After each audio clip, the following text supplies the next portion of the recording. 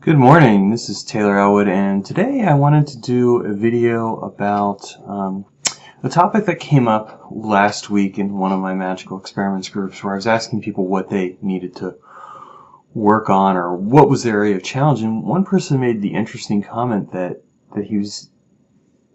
he wanted to know, he felt like, how to put this? Basically what it came down to is that he felt like he needed to go deep in one direction for spiritual practices, like focusing on one particular discipline within magic, like let's say neo-shamanism or hermeticism or something like that, as opposed to what he naturally felt inclined to do, which was explore multiple topics. And I thought that was really interesting because it brought up a memory for me, a story that I'm going to tell, a little known story. So here's the story. One time I applied to join the Illuminatis of Thanateros, which is a chaos magic group, and I had the interview.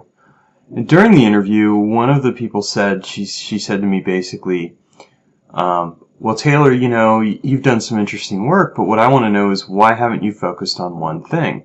Now keep in mind that at this time I had already written some different books. I'd written about pop culture magic, I'd written about space-time magic, inner alchemy, etc., etc. And so what she was doing is she was asking me why I hadn't just focused in on just pop culture magic or space-time magic. Why had I diversified my interest? And why in general had I done that? Because as I was talking with them, I was telling them, you know, oh, I've explored Hermeticism and ceremonial magic and chaos magic and Taoism and yada, yada, yada. All these different disciplines and practices that I've explored and learned about. And she's like, don't you think that you would get better results if you went and just focused on one thing as opposed to exploring all these different interests? And I thought it was an interesting question, and I realized in her asking of it that this is actually something that a lot of occultists do, that I don't do. They specialize. They focus in, they tunnel vision in on one particular type of practice, and that's what they do. And there's nothing wrong with that. But it made me realize that at the same time that there's also nothing wrong with wanting to explore multiple directions, wanting to explore multiple disciplines in your spiritual practice, but you just don't see it very often. So I answered her and I said, no, I'm not interested in focusing on just one discipline. I'm not interested in just focusing on one topic because I would get really bored. I like to explore multiple principles and disciplines and things, including non-magic ones, because all of it, I take all of that and I turn it and I bring it back to my magical practice. But if I just focus in on one thing, I'm going to miss so many other things that I could learn. She didn't really like that answer, but there it is. I mean, that's just the truth of it. I am not a person who can just focus on one spiritual discipline or practice. I don't have anything against anyone who does it that way. I mean, hey, props to you for being able to do that, but it's not something I can do. It's not something I want to do. I have way too many interests that I want to explore.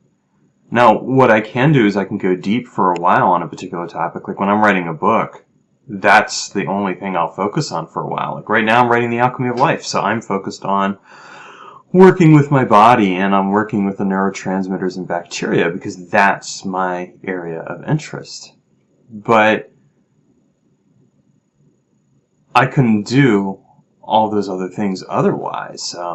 You know, when I'm focused on that. But eventually, you know, as I get that book wrapped up, I start to poke my head out and I start asking myself, well, what do I want to focus on next? What do I want to learn next? And sometimes I'm working on multiple projects. I mean, to be honest, in this particular case, yes, I have been focused on writing The Alchemy of Life, but I have also been continuing to do research on stuff that I want to write about in relationship to magic and writing, and stuff that I want to write in relationship to space-time and magic, and further stuff I want to go into with body work and magic. And I've even been thinking about some stuff of pop culture magic. So, and that's not even including all the other interests I have. The truth is that that's the way that I work.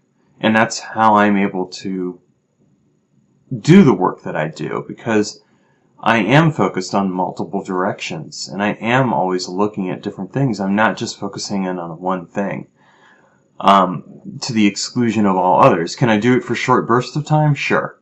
As needed. I can definitely do that. It's like when I get close to the end of a book, suddenly that's the only book I read. Now, I normally, if you know me, or if you've ever met me, you know that I have a backpack full of books, and I usually have 6 or 7 books in there. And the reason is because I'm going back and forth from chapter, I'll read a chapter of one book, then I'll go to another book and I'll read another chapter. And some people would say, well, how do you keep all that knowledge, information? And the answer to that is, I look at it in relationship to each other, because I feel like any given topic, you can find some way to connect it to other topics, and you can find something that brings it all together. And that's the way that I think. And it works. And so it's the same thing with my magical work. So my response to that person really is this. There is nothing wrong with taking an approach to magic where you're exploring multiple interests instead of just focusing in on one. You're not going to be a better magician one way or the other. I mean, there's advantages and disadvantages to both. I mean, when you're just focused on just one thing, the advantage, of course, is that you become the expert of that. But the disadvantage is that there's things that you're not going to even be aware of that could impact the way you look at that discipline. But if you had an approach where you were looking around, you could find things that inspire change in that approach. And quite honestly, I think this is one of the reasons I think that magic, in general, has so much, as a discipline, has so much trouble evolving. For the most part, we have this model where the idea is that you go in deep, that's all you focus on. And that's simply not a workable thing in my mind. I think I think that's why people get really siloed. You have these people who are really super siloed in their spiritual practices because they're like, well, this practice is the one I got to do, and fuck all the rest. This is the one I have to do. And it's like, okay, great. I mean, hey, kudos again to you for focusing to that degree. But there is something you're missing out on. And so the disadvantage is that you lose that perspective, that awareness that allows you to see connections in ways that are novel and unorthodox. Now, the advantage, and I've kind of highlighted the advantage right there of the multi-approach, because you are able to find those connections. The disadvantage is that you may not have as deep a knowledge of a specific topic, and you may not be quote-unquote an expert. I'll tell you, I will take that disadvantage any day of the week over being so focused that you lose perspective. Now, some people, of course, disagree with me on this, and that's fine. I mean, whatever you want to think about it, but my thought really comes right down to when I look at how I've practiced magic and why I've been able to do the things that I've been able to do with it, and why I've been able to write on a variety of different topics and take different things and go in different directions. It's because I have never settled for just focusing on one topic. Because to me, it doesn't make sense to focus on just one topic. One topic is interesting, but one topic isn't enough in and of itself to really understand or know magic. So, I mean, you could focus just on Hermeticism, and yeah, you're going to learn a lot. I'm not going to deny it. I'm not going to knock it. But there's so much more out there that could influence the way you approach that topic and change your perspective. Last week, I finished this book on space and design, and you're probably going to be like, well, Taylor, what does that have to do with magic? It doesn't have anything to do with magic. I mean, why would you focus on that? And the answer to that is, I focus on that particular topic because it helps me look at space in a different way. So that when I'm doing space-time magic, I have this variety of perspectives that I can draw on and use and cultivate, and it helps me create better workings and experiment with my understanding of space as a result, and time. That book has nothing to do with magic on the surface level. But if you go deep, you discover that in fact it has a lot to do with magic. And this is why I think that people, this is the thing that I think people don't always remember. You do not have to go and go the way that other people tell you. You have to ultimately decide what the best approach for you is. If your best approach for learning magic and practicing magic and just life in general is learning multiple things at the same time, then go ahead and do that. Work it. Don't knock yourself for doing that. And if your best approach is to simply focus in on one topic, then do that too. There is no right way to do all this stuff, okay? There's just multiple different ways, and you have to find the way that works best for you. And one way or another does not make you more or less disciplined. It just makes you different in how you approach things. You have to work your strengths, not try and become something that you're not. And I say that as someone who has made that mistake at times of trying to fit in and conform to certain things, not magically, but in other ways. It's never worked for me. It's why I've stopped, because it does not work. My way is to simply, I succeed when I go my own way, when I don't follow anyone else's rules, and I just don't care about the rules. And I just do the things that I want to do that make sense to me and that work the way they should work because I'm doing it. I'm figuring it out, and I'm creating it. Is that a harder path? In some ways, maybe.